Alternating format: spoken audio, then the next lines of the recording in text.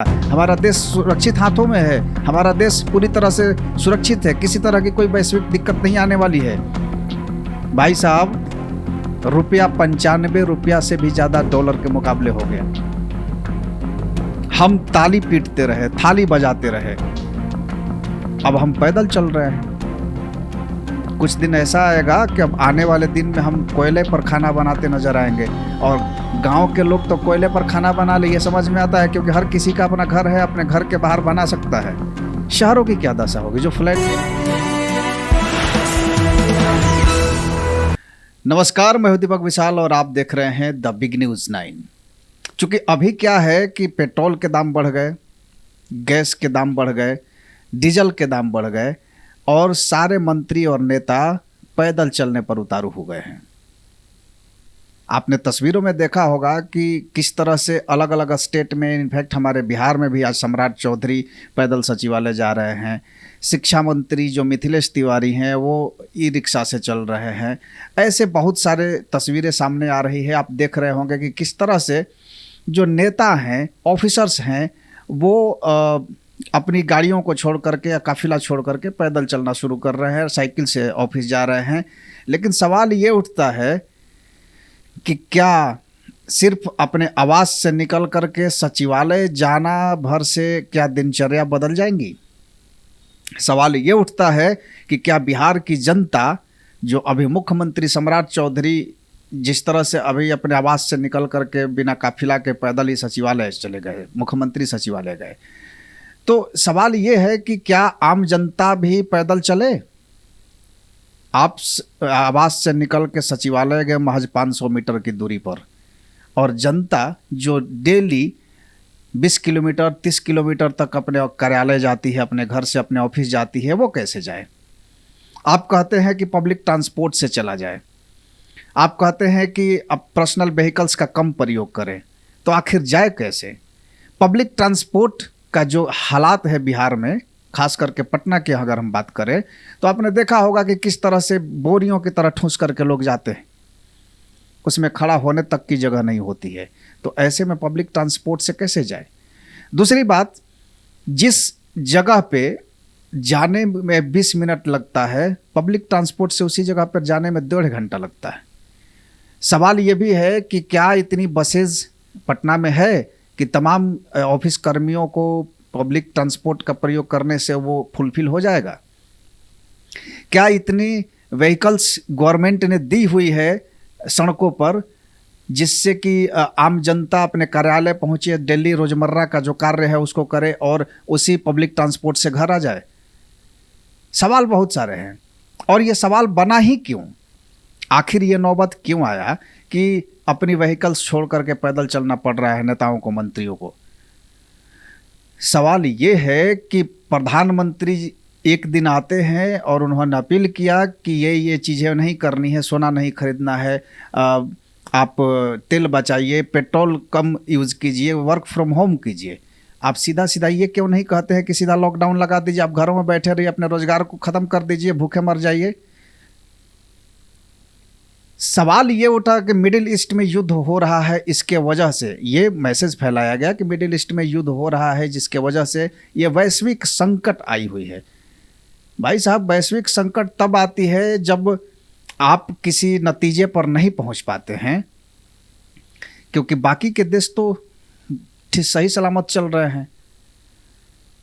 विपक्ष लगातार हमला करती रही कि क्या आप ईरान से डायरेक्ट तेल नहीं ले सकते हैं? रास्ता तो खुला हुआ था, पुराना मित्र था, तो आपने उसको डिनाई कर दिया। आप अमेरिका से तेल लेने के फिराक में थे, आप अमेरिका के हितैषी बने हुए थे, हॉर्मुज से आपको दिक्कत होने लगा। रसिया बार बार कहता रहा, रसिया से तेल आपने नहीं लिया। तो ये दशा वैश्विक संकट का नहीं है, ये दशा लाई गई है हिंदुस्तान में, हमारे देश में पर थोपी गई है। और भले ही इसका जवाबदेही नहीं हो, अलग बात है, क्योंकि हमेशा से आदत रही है सत्ता को कि जैसे ही कोई संकट आता है उसको एक इवेंट की तरह पेश किया जाता है। अब बीजेपी के जितने नेता हैं, जितने लीडर्स हैं, सबको देखिए, सारे लोग व्हीकल्स छोड़ के पैदल चल रहे हैं। लेकिन सवाल ये उठता है कि कितने दिन? अगर आपको 100 किलोमीटर जाना है पैदल जाइएगा। 4 बजे आपकी मीटिंग है किसी जगह पे और वो जगह आपसे 50 किलोमीटर की दूरी पर है, आप जाएंगे पैदल? चलिए। कितने ई रिक्शा, कितने व्हीकल्स, आपने उस सारी जनता को गुमराह करने के लिए ये प्रोपेगेंडा बनाया जा रहा है। एक तरह का नैरेटिव सेट किया जा रहा है कि देखो हम लोग कितने उदार स्वभाव के हैं, हम लोग चल सकते हैं पैदल, हम लोग जा सकते हैं कम गाड़ियों में। लेकिन सवाल ये उठता है कि देश की जनता क्या आपकी तरह उनको लग्जरी लाइफ मिली हुई है? क्या आपको आपकी तरह 500 मीटर की दूरी तय करना है उन्हें? जी नहीं। अगर आप सड़कों पर निकलेंगे तो डेली एक ऑफिस में जाने वाला वर्कर, एक घर कर्मचारी, एक काम करने वाला पर्सन 20-20 किलोमीटर, 30-30 किलोमीटर तक लंबी यात्रा करके और तब अपने ऑफिस जाता है। आपकी तरह सचिवालय के बगल में हाउस नहीं मिला हुआ है उसे। पेट्रोल के दाम 3 रुपया से ज़्यादा बढ़ गए, फिर सीएनजी भी बढ़ा हुआ है, डीजल पर का भी दाम बढ़ गया। जब ये 5 राज्यों में चुनाव हो रहा था तब यही सरकार कह रही थी कि हमारे पास भंडार की कोई कमी नहीं है, हम देश में किसी भी तरह की चीज़ों को आने नहीं देंगे, हमारी देश लॉकडाउन की तरह नहीं बढ़ेगा, हमारा देश सुरक्षित हाथों में है, हमारा देश पूरी तरह से सुरक्षित है, किसी तरह की कोई वैश्विक दिक्कत नहीं आने वाली है। भाई साहब, रुपया 95 रुपया से भी ज़्यादा डॉलर के मुकाबले हो गया। हम ताली पीटते रहे, थाली बजाते रहे, अब हम पैदल चल रहे हैं। कुछ दिन ऐसा आएगा कि अब आने वाले दिन में हम कोयले पर खाना बनाते नजर आएंगे, और गांव के लोग तो कोयले पर खाना बना ले ये समझ में आता है क्योंकि हर किसी का अपना घर है, अपने घर के बाहर बना सकता है। शहरों की क्या दशा होगी? जो फ्लैटों में रहते हैं, जो रेंट पर रहते हैं, वो कैसे बनाएंगे? क्या वो भूखे मरेंगे? तो ये जो कोविड का लॉकडाउन था उससे भी भयावह दशा होने वाली है और ये सरकार बता नहीं रही है। मैं जानता हूं किस तरह की आवाज़ उठाने पर मीडिया के ऊपर किस तरह के आरोप लगाई जाती है, किस तरह की चीज़ें की जाती है, स्ट्राइक मारी जाती है, उस पर आरोप लगाए जाते हैं, बहुत तरह के उनको जलील किया जाता है। लेकिन सच्चाई तो यही है कि आम जनता अब रोड पर कैसे चले। पटना के बहुत सारे पेट्रोल पंप बंद कर दिए गए हैं क्योंकि उनके पास आपूर्ति नहीं है। जो गाड़ियां डेली आती थी वो अब 4 दिन 5 दिन पर, सप्ताह में 1 दिन आ रही हैं। पेट्रोल की आपूर्ति नहीं हो पा रही है। नोटिस बोर्ड सटा दिया गया है कि 100 रुपया से ज़्यादा बाइक में तेल नहीं मिलेगा और 1000 से ज़्यादा कार के लिए तेल नहीं मिलेगा। कैसे चलेगा काम? कैसे जनता अपनी दिनचर्या को बिताएगी? दिन पर दिन चीज़ें महंगी होती जा रही हैं। सवाल बहुत सारे हैं, लेकिन जिस तरह से इन सवालों को घुमाया जाता है, सत्ता पक्ष कभी भी अपनी जिम्मेवारी लेने को तैयार नहीं होती है और इसके खामियाजा जनता भुगत रही है। लेकिन फिर भी चुन के वही आ रहे हैं। सवाल करने की क्षमता खत्म होती जा रही है। लोग देखना छोड़ दिए हैं। बहुत सारे लोग ऐसे हैं जो ये कहेंगे कि भाई देश पूरे विश्व में संकट चल रहा है तो हमारा देश भी उसमें है, अलग क्या बात है? जी नहीं, पूरे विश्व में ऐसी चीज़ें नहीं है। लोग अपनी ज़िंदगी जी रहे हैं और हमारे पास भी अपॉर्चुनिटी था कि हम अपनी ज़िंदगी जी सकते थे। आज ये पैदल चलने वाला इवेंट नहीं करना पड़ता, लेकिन वो नहीं किया गया और इसका खामियाजा हमारे पूरे देशवासी को भुगतना पड़ेगा। चाहे हम कितना भी वर्क फ्रॉम होम कर लें, तब भी खाना कहाँ से जुटाएंगे? खाना तो खाएंगे ना, कैसे जुटाएंगे? तमाम चीज़ें, सारी चीज़ें वर्क फ्रॉम होम नहीं हो सकती है। और इतनी जब सिचुएशन अभी ख़राब हो रही है तो सरकार ये बता भी नहीं रही कि कितने समय लगेंगे चीज़ों को सही होने में।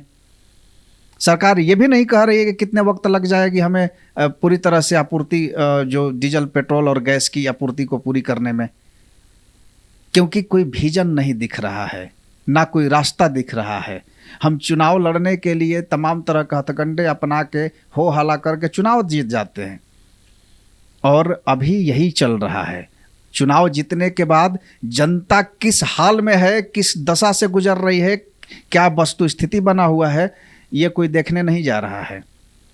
तो बस आप वाह वाह कीजिए, थाली पीटिए, ताली बजाइए और खुश रहिए कि पेट्रोल, डीजल, गैस सब महंगा हो रहा है, रुपया कमज़ोर हो रहा है, डॉलर मजबूत हो रहा है और हमारे जो देश के मुखिया हैं वो अपील पर अपील कर रहे हैं। और आप सुनिए, हम यही कर सकते हैं, हम इससे ज़्यादा कुछ नहीं कर सकते हैं क्योंकि हमने ही चुना है उन्हें और हमारी अब इससे ज़्यादा भागीदारी कुछ भी नहीं है।